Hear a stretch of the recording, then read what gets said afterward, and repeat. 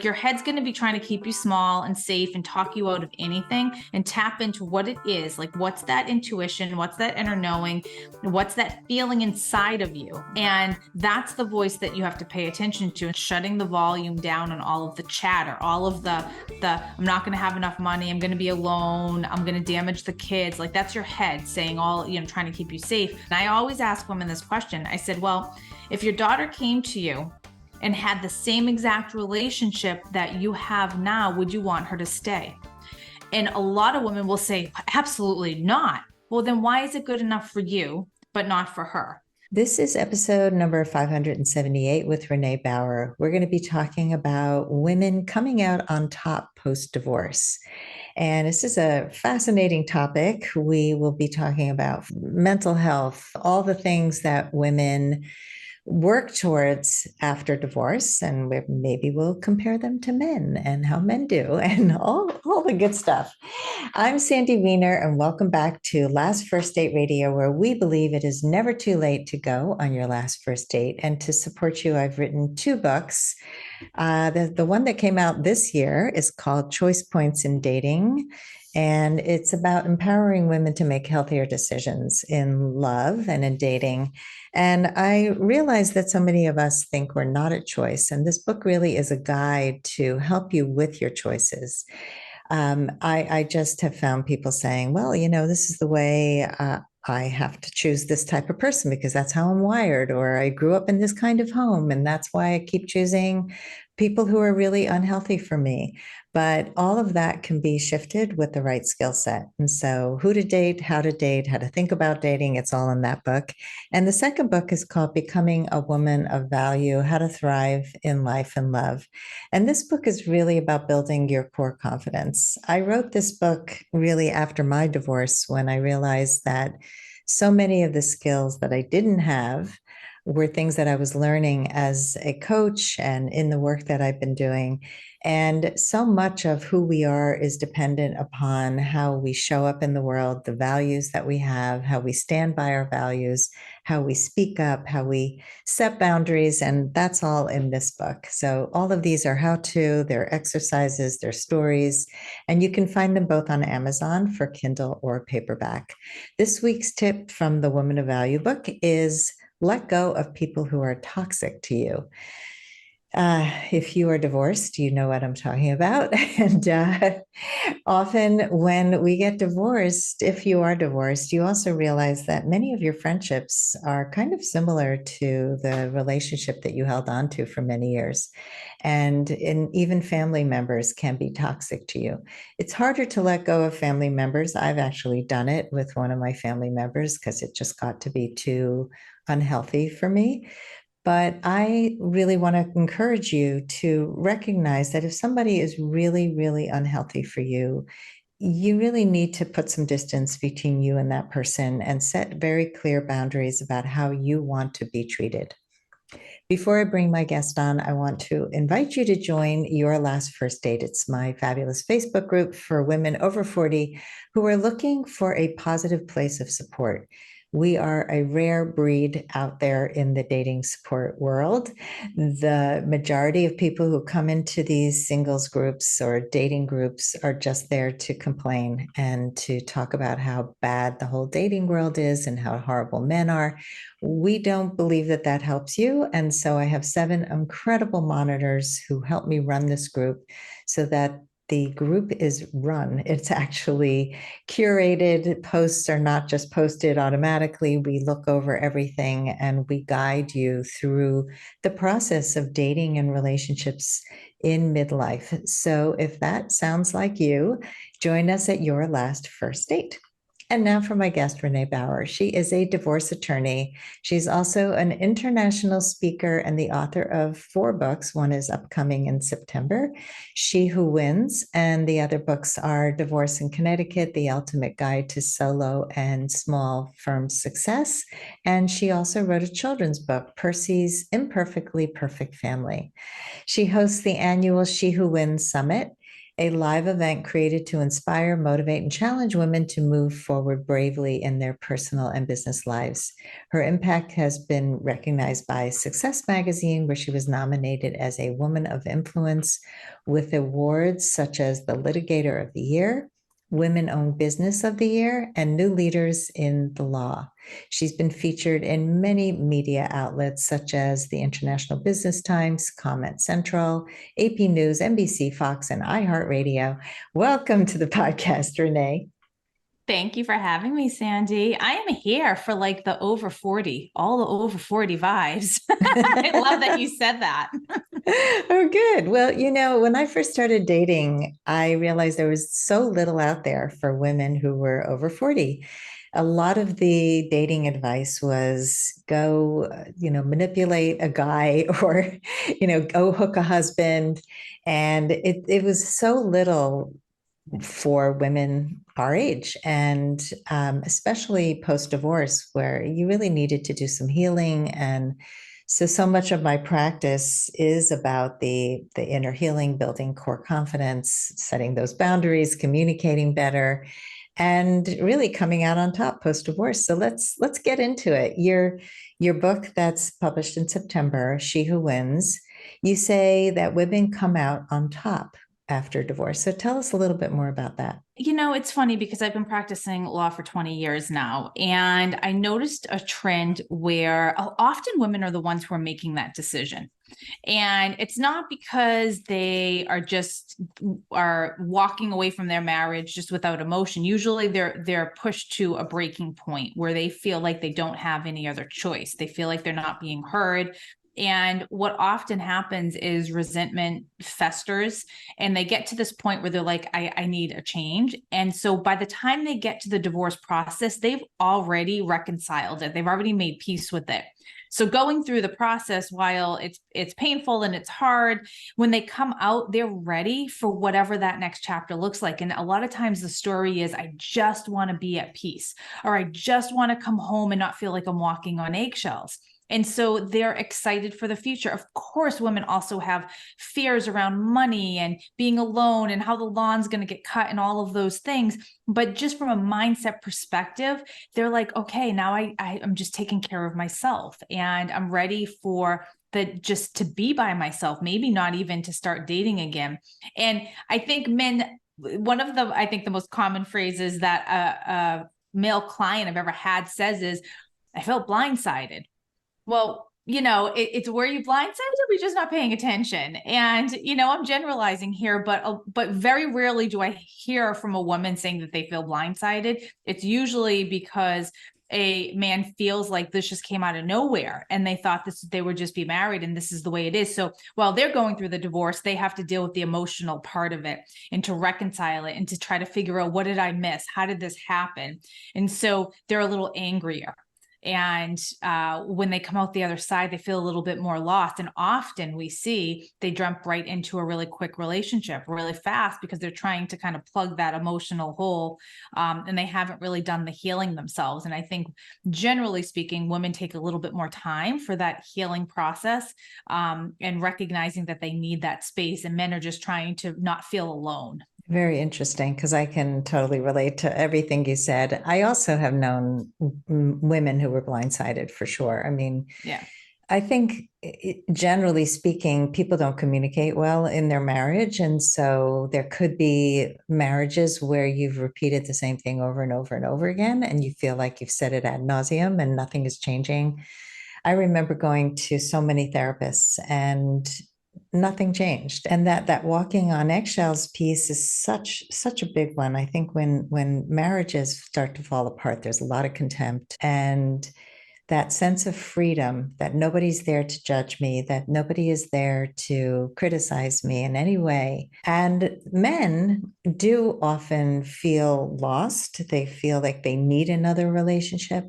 I think there's another part to it that I'd love to discuss, which is, I think that women tend to take on a lot more roles in marriages. And so women who are cooking, cleaning, making all the appointments for the kids, making future plans, planning vacations, doing a lot of the heavy lifting and the multitasking. And then men who were never especially when there's not like an equal kind of marriage. If the men were not trained to cook or expected to cook or do any of those things, women come out on top because they already have that skill set.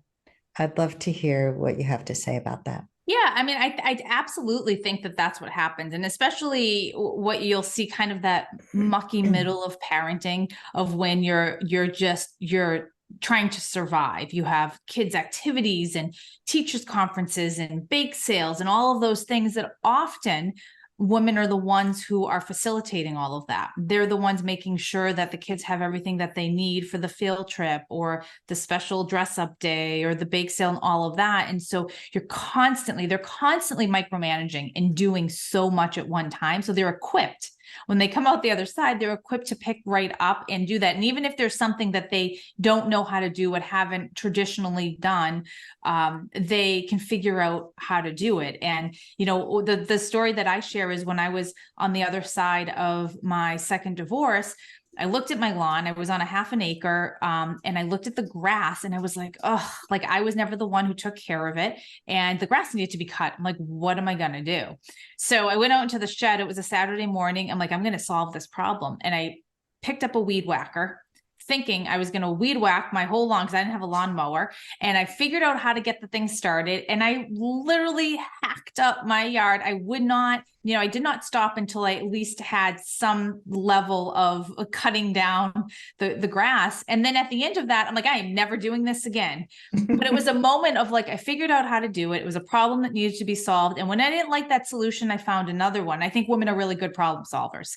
I think we look at, we don't just pound our chest and say, we have this problem, what needs to be done? Like, they're like, we look at things and say, how can we fix this? And I think that is the difference where a lot of times men feel lost. I mean, I look at my parents, like if my mother's not around and my father's left to his own devices for a little while, he's kind of like floundering, and it's because women so often are the caretakers and we just fall into these roles. And so when a couple finds themselves separated, the man has to then figure out how to fulfill all of these roles. And they haven't been used to it, and they're used to someone taking care of all of the details. So I think that's what typically happens. Not all the time, because my husband is the one who cooks. Like I'd be like if something happened, I'd be like, I'm never eating again. I'm never eating a good hot meal again. Yeah, it's interesting I think it's actually healthy for people to take on roles that they're better at or they enjoy more.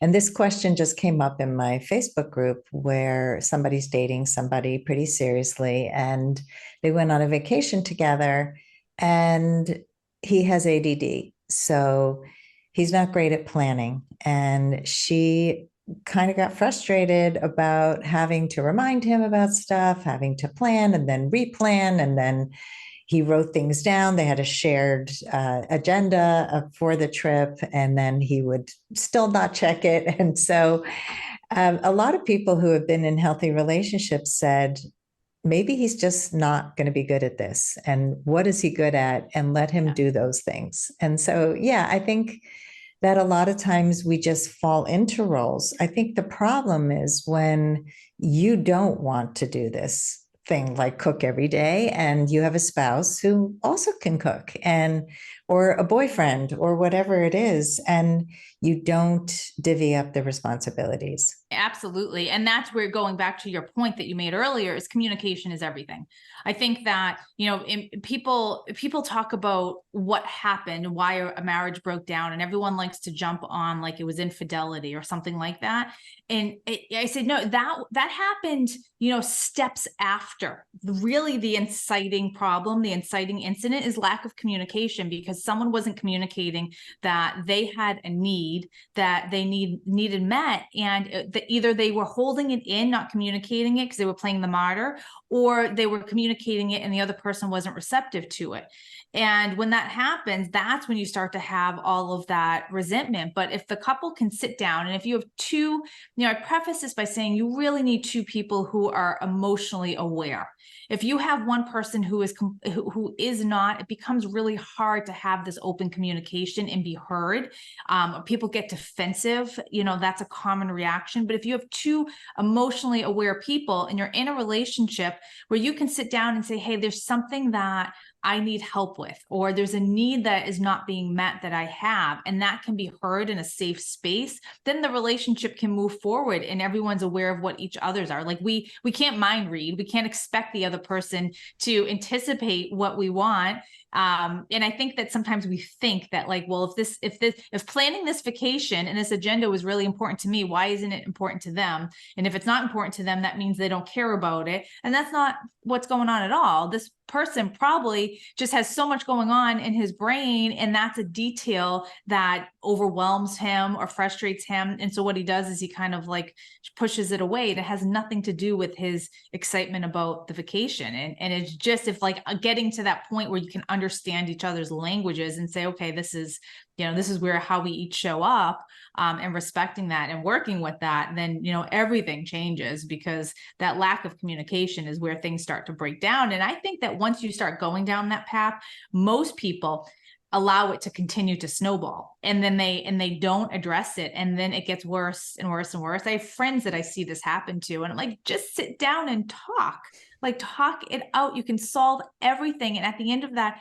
maybe even end up feeling more connected and more together than before. Absolutely. I mean, so many times we go, oh my God, this person's driving me crazy.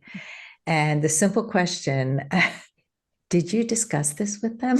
And it's like, no, I'm not a confrontational person. Well, this isn't about confrontation. This is about communication. I think people are so scared of hurting somebody else's feelings, of having a fight. A lot of people have observed arguments at home growing up that were violent, that were loud, that were uncomfortable, that made them feel terrible. And so this is where a lot of people just think this is what confrontation looks like. And people avoid it at all costs. And we see this in texting, we see it in ghosting, in dating. It's just so much healthier to have a conversation where somebody actually understands what went wrong, so that we can work on stuff instead of, oh, you should have known. I mean, I grew up in a home with a lot of mind reading, and I called my mom the other day, and I said, how are you? She goes, I went to the doctor yesterday. How come you didn't call me yesterday? I said, well, first of all, I'm calling you now. How are you? What did the doctor say? I said, second of all, I didn't know you were going to the doctor yesterday. You didn't tell me what day of the week you were going. And like, stop trying to guilt me, because I'm showing up now and calling you. So it's that kind of, I feel hurt because you should have known, and now you're a horrible person because obviously you didn't call me when you should have called me. And this snowballs, that this kind of, now you made me feel terrible for calling you. I don't really want to call you. Yeah. Yeah. It's funny because my current husband and I, now we both came into our marriage not liking conflict. Like, go figure, I'm a divorce lawyer who doesn't like conflict, but because I dealt with it all day in work, I didn't want it in my house. And so I recognize that's what happened. That would, like, I was partially at fault for the breakdown of my first marriage, is because I didn't address things. I shoved them under the rug because it was easier than having to deal with them. And so I own that, but I also went into this one saying I am not making that mistake again. And so we've had conversations to like create this safe space. Like, hey, listen, if something bothers you, no matter what it is, no matter, if you think the other person's going to get upset, we're going to take that time to sit and hear each other out. And it's just become second nature now. At first, it was like, a little bit of like, hey, can we talk about something? But then it became so comfortable. And there was a trust that we know that if each of us brings something to the table, that the other person is going to hear it in a really respectful way. But that took time, and that took practice. And like, coming from each other, like, that took practice for me to hear it the way that, in the way where I wouldn't get defensive, but to also address it and say, this was important, so we need to talk about it. And every single time, there has not been one time that has not turned into something good and turned into even being closer. Well, thank you for sharing that, because I think it's important for our listeners to know, number one, you don't have to stay stuck in, I am not a person who does confrontation, right? Or I don't resolve conflict because I don't like it. And also saying that this is a big reason why other marriages end, because we do bury things. The rug becomes very lumpy. We trip over it and we fall. And that never works well. But also the value of working through it, that it takes time, that you have to really get used to somebody's not attacking me. I'm not going to die. This actually will bring us closer. And how do we say it in a way that's kind, connected? There are skills that people can learn, and that this is why I value teaching these skills so much, because I did not have them. I did not grow up with them. And I always knew like there has to be a better way to resolve these things, because I felt like I was talking to people who just would put up walls and not listen. Yeah. And sometimes they do. And those are not really your people. Like if they're going to continue to say you're wrong and I'm right, then that's a good sign that you should get out.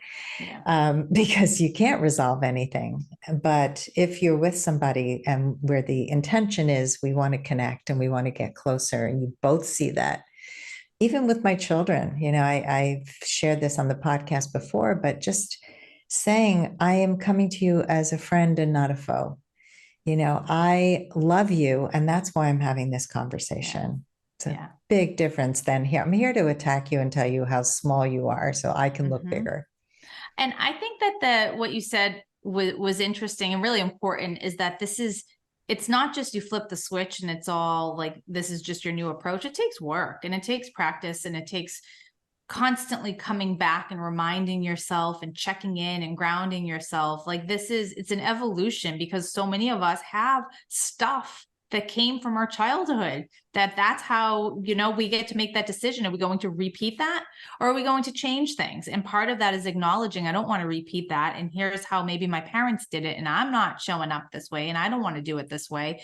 So I'm going to do the work to change things. And that is a constant just acknowledgement and checking in with ourselves and kind of internally to say, okay, are we falling into the old pattern? Because so many of us have patterns from previous relationships that we fall back into when things get a little, uncomfortable. And it's really being aware of that, rather than turning around and just blaming the other person for it. It's like, okay,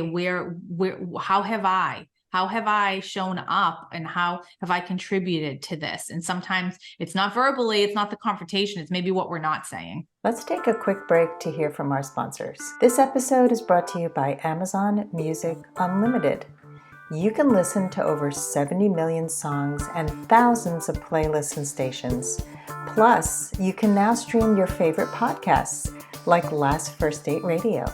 You can listen to any song, anytime, anywhere, on any of your devices. Get Amazon Music Unlimited for free for 30 days. Just head on over to getamazonmusic.com/lastfirstdate to learn more and claim this offer. Let's talk about this uncertainty that so many people have about whether divorce is right for them, because we're talking about like sometimes talking to the person doesn't help. Yeah. So when you're working with women who are not certain, what do you ask them to help them decide? So it's so common for someone to come in and say, how do you know? And they want someone to give them an answer, and they think that they've probably already crowdsourced opinions from friends and family. So they come to a lawyer and they think, okay, a professional is going to tell me what to do. And that's really the last thing that they need. And I actually bring them through this 3-step process as part of my book that I call the Stop, Drop, and Roll framework. But the first step is really just to turn off your head. And like, your head's going to be trying to keep you small and safe and talk you out of anything, and tap into what it is. Like, what's that intuition? What's that inner knowing? What's that feeling inside of you that probably brought you to the office to begin with? And that's the voice that you have to pay attention to. And sometimes it's getting really, really quiet and kind of shutting the volume down on all of the chatter, all of the I'm not going to have enough money, I'm going to be alone, I'm going to damage the kids. Like, that's your head saying all, trying to keep you safe. Really tap into what it is. And I always ask women this question. I said, well, if your daughter came to you and had the same exact relationship that you have now, would you want her to stay? And a lot of women will say, absolutely not. Well, then why is it good enough for you, but not for her? And so when you kind of remove yourself from that way, that usually gives you the answer. So that's the first piece of it, of getting really clear on what it is that you can call it your heart, you can call it your intuition, your inner knowing, whatever you want to call it, but really paying attention to what that voice is. And then the next step is to move past, drop your excuses, because the excuses are what most people get stuck in.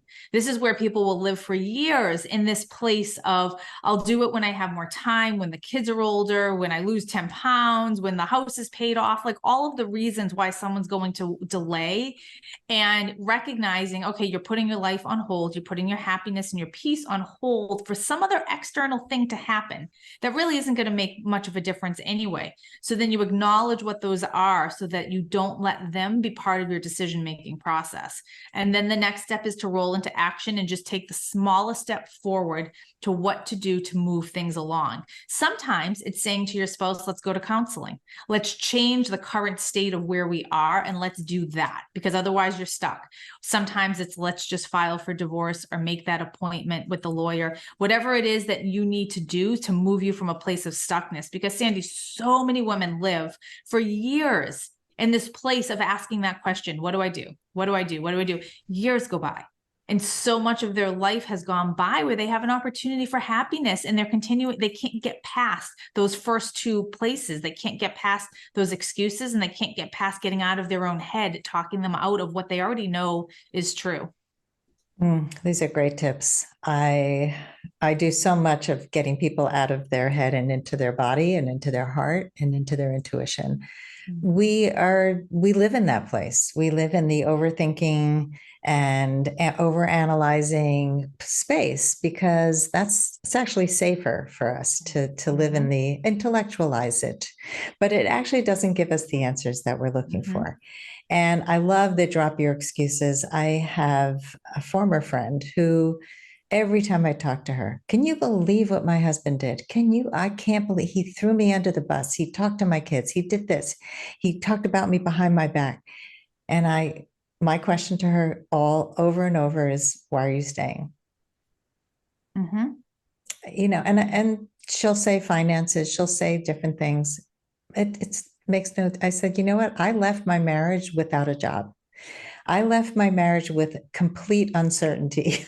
Yeah. I knew that what I was moving towards was more important than, what I was leaving was more important than knowing the future. I couldn't know the future. And I think that's another piece, is that I think a lot of people want this like certainty that I'm going to marry this other person. I'm going to leave this person because some fantastic life is waiting ahead, and it's going to be this fantasy dream. And I think when we can just say that, like what you said at the beginning, not walking on eggshells, having freedom, just liberating yourself to be yourself opens up the space for so much magic and wonderful things to happen, because now you can align with who you are and stop trying to be something else and turning yourself into a pretzel to accommodate, to chameleon yourself. I'd love to hear your thoughts on that. So I was in the same situation, is that when I left my first marriage, I made the decision, and I had just started my business, my law practice. So I was just me. I was working on a folding table, and I think I could count the number of clients I had on one hand, and probably half of them weren't paying. So I was like, it was that, oh, what am I doing? And I had people who were close to me and people I love say, why can't you just be happy? What are you doing? Like, you don't even have to work. Like, you could just sit back. And I'm like, but that's not what I want for my life. So it all works out. And, I think people have a hard time hearing that it's just going to work out. It's like you keep putting one foot in front of the other, You keep looking inward as to what you can do to change your situation, maybe to earn more money or find a new place to live, whatever it is. But you look to yourself and stop looking at the other person to say, well, you made my life miserable. You need to support me. You need to do this. And, those are the clients who constantly get caught in high legal fees and constantly going back to court because they're looking for someone else to solve all of their problems, their lawyer, their ex, the other person's lawyer. And so rather turn it inward and say, okay, what can I do to take back my life, take control of it, take power back? And, sometimes that means getting really uncomfortable with things or mixing it up. Maybe your plan was to always be a stay-at-home parent and now things are mixed up and that's not a possibility.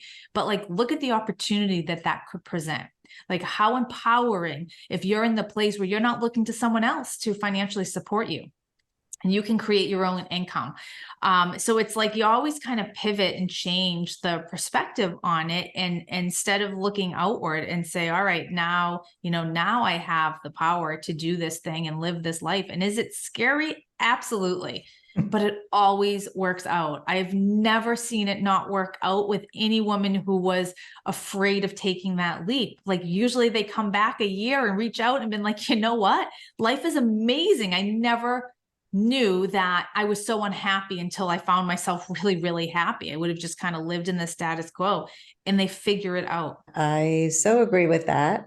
I had a friend who I used to walk with while I was still married, and she was a divorce attorney. And the first time I was ready to leave my husband, I had pretty young kids then. And she said to me, if you can stay till the kids are all out of high school, Oh my God. right? I highly recommend it. And I was like, Uh, no, that doesn't sound right to me. And I actually tried to stay a little longer. I think I lasted maybe 3 or 4 more years. And when I got divorced, I contacted her. She had moved away. And I said, that was the worst advice anyone has ever given me. I know you meant well. You probably have seen the absolute worst cases where kids are in court and they're being pulled in both directions. And I get it. It's just like doctors who say you should take out body parts because I've seen the worst types of whatever. And, just do this, take your arm off because I saw somebody have an infected arm once. It's a very fear-based decision. And what it did was it would have kept me stuck so much longer. And I had to come to the conclusion myself. I was so afraid of ruining my children's lives and, what's going to happen. But my children's lives were not so good while we were married. And it got better post-divorce. And they tell me this all the time. Like, we got to know who you are as separate people. And they saw me blossom and grow. They basically did not remember me pre-divorce. I was such a small version of myself. And so being a model for your children, being a model of taking action, empowerment, like you said, is so healthy for children. And yes, it's scary. Yes, there is a lot of uncertainty, but waiting until you pay the house off, the kids grow up, all those things, you're financially completely solvent, that is not going to help you emotionally, mentally. And then I also looked at like, how old will I be when my youngest is out? And do I want to wait that long? Like picturing growing old with my husband was the motivation for me to get out. Yeah. I was like, when I'm an empty nester, this will never work. It doesn't work now. It'll be even worse. There'll be no buffer. Right. Anyone who's listening, that is the absolute worst advice. It is, you do not just stay just because and to your point, your kids are watching. They see it. And so do you want to teach them that this is what a marriage looks like? This is what the interaction of a loving, or a not loving couple looks like? That's what they're going to go and model. Mm-hmm. And divorce, it's not divorce that impacts kids, it's the conflict. And so if you're raising kids and is an intact family in a house that's high conflict, they're getting all of that baggage and that damage that they're going to go into their adulthood and have to deal with that. And it made no difference that you stayed together as a married couple. And, people just think we just have to stay together because that's the thing that's going to protect our kids. And it's the complete opposite. Yeah, my parents did that. They waited till we were all out of college. And I remember coming to my mom at 16 saying, please divorce my father. Like, you both scream and yell all the time, and we don't like it. And she was like, what? And when I came to her and told her I was getting divorced, she said, how would you have felt if your kid came to you at 16? I said, I would have listened because I Yeah. told you some really good advice and Yeah. you didn't listen to me. Yeah, I mean, we know, like I had a mediator once who said children are like the doormen of the building. Like they see and hear everything. And So you true. think that you're closing a door and they don't hear the argument. They feel the silence, they feel the stonewalling, they feel everything, and it affects them. You can see it. I mean, I have grandchildren now, and I watch their faces when emotions change in the atmosphere and how they behave. You know, we are like little sponges and pick up everything. It's so true. And I mean, there are studies done on this, and that conflict causes a whole world of, say, dysfunction or difficulties or challenges that they have in their own relationships. So, if anyone's listening, you're on that cusp of like, what do I do? I'm trying to protect my kids. The best thing you can do is show them what each parent thriving looks like. Show them that you're taking bold decisions in order to be happy. Show them what a loving relationship looks like. Like those are the things that they take into their adulthood. And we hope that it happens in a way that that impacts them greater than the conflict that they've seen. Not everyone has conflict in their house, and people get divorced and there isn't that level of conflict, but there isn't that level of love either. If it's just because there's conflict doesn't mean if you have a couple that isn't, they're just kind of operating, they're almost like roommates, and they're not seeing that affection and that type of relationship, that impacts them as well. Yeah, my kids mentioned that more than anything. Yeah. And I think that more women tend to seek assistance, whether it's couples counseling or healing on their own. Why do you think that is the case? I think that women are better at asking for help. I think that women are better at saying, like, there's something that I can't do on my own and I need outside help. I think that there's still a stigma to some extent. You would have thought that we'd come really far and that there wouldn't be as much. And I think actually the younger generations are far better at this than our generation. I think, like, I look at my stepkids who are all in their early 20s, and we talked about mental health and that stigma of therapy, and that isn't there. Like, kids are talking about that, but our generation, like, you don't do that. You don't share that. You don't talk about it. You don't, that's stuff that you keep in your house and keep close to you. And I think that a lot of men feel like it's a weakness if they have to go to somebody else, and it's something that they don't want someone else knowing their business. Generally speaking, there are men who are definitely open to it. And sometimes I have seen women be the ones who are a little bit more resistant to it. But I also, like, I look at some of my friends who are in marriages that probably shouldn't be. And the truth is that neither of them will take that step to the counseling. Like, as couples, like, they have this, if it's almost like I think for them, because I was trying to figure out, like, what is it? And I almost feel like if we do this, then we're acknowledging that our relationship is broken and we might be going down this path, and they don't want to do that. And so it's easier just to ignore it and just to kind of live in a state of discontent than to actually have to put words to what's happening in their house. So yeah, it's I think it's so much a generational thing. And because I just see the younger kids are quicker to ask to do that. And I don't know whether it's from social media and people talking about it and all the body and mental health positivity stuff that's out there that we just didn't have growing up. Yeah, I think that plays into it for sure. And I also see it post-divorce in the dating world, that a lot of women complain that men don't go for help post-divorce. And they say, well, I've done all this work and he hasn't, and I want a man who's evolved. And what I say to that is, it depends on his mindset. Even if he hasn't had the help, if he has a growth mindset and he is willing to learn, then he is somebody who can be trained like a dog. Yes.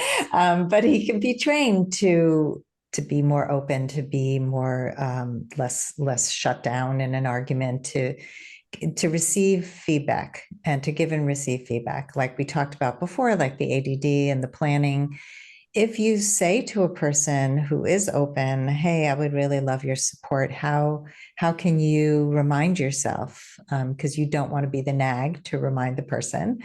I spoke to a woman recently. She's like, "My boyfriend thinks I'm controlling. He thinks I'm a nag, but I'm always reminding him of everything he forgets to do." And I said, "Well, you are nagging him and you are controlling. So Yeah. how about letting him be part of this process instead of you just telling him what to do?" And she's like, "Oh, I never thought of that." So I would love to hear some key tips for women who are going through the divorce process. First is education and information, because often where people have fear and anxiety, men and women, is because they don't know. And what they'll do is they crowdsource and ask people who they've known have gone through a divorce, or they'll talk to a friend, and the friend will be like, "Well, my cousin's aunt's uncle went through and this is what happened to them." And they get all of this misinformation. So first, get the information firsthand. And that might be sitting down with a couple different lawyers. Don't go to just the person who was referred to you. That person may not be a good fit for you.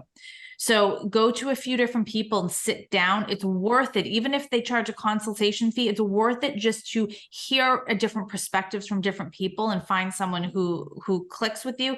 But just gather that and start to put together all of the financial information as much as you can gather before the process, because the lawyers are going to want to ask for that. You're going to have to gather it all anyway. But if you can start to put it together and start to understand, okay, here's what we have coming in, here's what we have going out, this is what our debt looks like, this is what the mortgage, and then you start to get a really good picture of everything that there is, because you never want to rely on a professional, even a lawyer, to tell you what to do. Like, you have to be somewhat responsible for this. So when you're making a decision, you can make an informed one, and you're not just looking to somebody saying, "Tell me what to do." You want to say, "Tell me all of the options. Let's talk through them." And then you ultimately can make that decision. So information, education, is the first, and then finding a community, some sort of support system.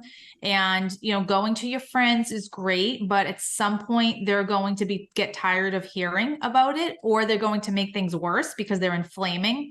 So find a community like your Facebook group, Sandy, who has other people who are going through that same thing. I have a Facebook group too that's really for women in the process of divorce, where women are talking to each other in a really positive way and supporting each other. So it's finding a community of people who just get it, or a professional therapy, a coach, something like that, so you can have that support from someone who's been through that process. So those are the two things. And then lastly is allow yourself to feel everything, to grieve, to give yourself some grace. You don't have to have it all figured out. If you want to sit home on a Friday night on the floor and cry, then do that. But on Saturday, get up and go do something. Like, don't stay in that state of angst and fear forever. Feel it, and then say, okay, I'm going to choose to do something else. I'm going to choose to take that next step forward. Those are great tips. I hired a mediator at the beginning of our divorce process because someone had recommended him. And after like 2 meetings, I realized that I would not come out on top. I was going to suffer financially. And he was a really arrogant jerk. And my ex-husband was like, "I don't know, he seems great." And I'm like, "No, we're not paying this guy anymore. We're going to each get our own lawyer. This is not working." Mm-hmm. And I made the call because I knew I would suffer. Yeah. So, sometimes you have to actually be out there trying it. And it's helpful. Again, the crowdsourcing thing is just such an issue. And you've mentioned it a few times. We tend to crowdsource our lives. Oh, Yeah. what do you think of me dating this person? What do you think of me making this major financial decision? Yeah. And your friends are limited. Professionals out there are skilled at helping you make decisions that are not based on emotion. They're based on knowledge. A professional is hopefully going to be honest with you and give you the right information so you can make an informed decision. We are at the end of our discussion. This has just been so helpful. And I'm going to ask you the question I ask everyone, which is, what are your final words of advice for anyone who wants to go on their last first date? But we're going to talk about post-divorce here. Yeah, so I love this because when my current husband and I went on our, it may not have been the first date, but it was pretty early on, might have been the second. I was having had 2 divorces, I knew going into this that I was not going to make another mistake. And I was going in and being very open and honest about what my needs were and what I was looking for and what non-negotiables were. So we sat there and I went through a checklist of like all of these different questions to be like, hey, here's the deal. This is who I am. And, I want you to be honest about who you are. And if it doesn't work, then that's cool. We'll just have a nice dinner and be at the end. So my tip is to go in and don't pretend you're someone you're not. Be completely upfront. You don't have to lay out your life history. You don't have to do that, but you do have to just say, hey, here's who I am. And this is, these are the things that are important to me and what I'm looking for. And in that honesty, that level of honesty right out of the gate is what sets you up for a successful relationship, because no one feels like, everyone's on their best behavior at the beginning, and things start to creep in, and you don't have to go through that, because you're like, all right, we're going to be on our best behavior, but we're also going to be on our honest behavior and talk about the things that are important to us. So that would be my advice, is honesty. Awesome advice. It's hard for people to even know when they're not being authentic sometimes. Yeah. But you're not just talking about honesty, you're also talking about clarity. And not being afraid to ask the questions and want what you want and walk away from what doesn't work. Mm-hmm. I see too many people who go in thinking, well, he's kind of looking for something casual, but maybe I can change him. And no, don't do that. So I love this advice to be honest and ask him to be honest, and not brutal honesty, but honesty, authenticity, like be yourself. Don't try to hide who you are. There's so much terrible dating advice out there that's manipulative, that's just be this other thing so you can hook a guy. You do need to be honest. Otherwise, you're going to end up either, bait and switch at some point and go, hey, that's not really who I am. I really want these things. And why are you so blindsided? Or you end up with the wrong person. And we've all done that. So thank you, Renee. I know you have a free gift for us. Tell us about that. Yeah, so I would love to, for all of your listeners, I would love to give a copy of my book out, which came out on September 5th, called She Who Wins. And I would love to give a copy to one of your listeners who goes and rates and reviews your podcast, and then screenshot it, send it over to Sandy, and then she'll let me know who to send the book to. Awesome. Thank you. And the email to send it to is sandy@lastfirstdate.com. And probably the best place to rate and review is Apple Podcasts. But if you listen on another podcast platform, you can rate and review it there too and send a screenshot. Thank you. And I know, just give us your website, Renee, and then all your other links will be in the show notes. Yep. So my website is msreneebauer.com, and I have a whole lot of freebies over there about divorce related and some personal development things too. Awesome. Well, thank you so much for this really rich conversation about empowerment. I would say is the bottom line is that there is a lot of uncertainty in divorce. There is a lot of scary stuff. But if you are going to go through a divorce and really you want to have your own personal freedom back, you want to have your life back, all good things happen at the other side. And take your time, follow the tips. There's so many great tips in this podcast about how to get through a divorce, how to navigate the whole process, go and seek support, go get the book, check out Renee's website and all of her social media. And thank you again for coming on the show. Thank you for having me. And thanks everybody for listening today. If you love our show, please rate and review us on Apple Podcasts. And as always, here's to your last first date. If you are ready to get unstuck gain new tools, become more empowered, and finally find your last first date, I'd love to talk to you. Fill out an application to be considered for a complimentary half-hour love breakthrough session at lastfirstdate.com/application.